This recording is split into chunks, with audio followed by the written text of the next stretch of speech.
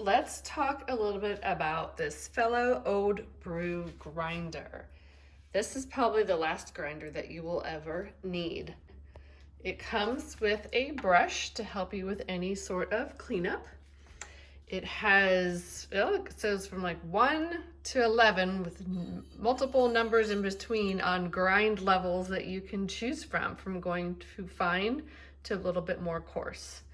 You end up putting your coffee beans in the top right here and just close it up, and then you will start your grinding.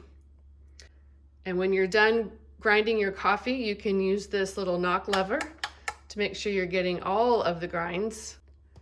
When you are finished, you take the magnetic catch cup and pull it out, and it is kind of cool because it actually is like magnetic.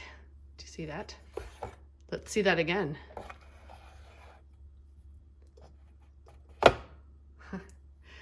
Take that out to empty your grinds into your favorite coffee maker.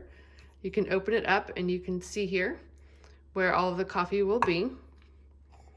Use your brush to get the last little bit out. And then you will be ready to go to brew your favorite cup of coffee.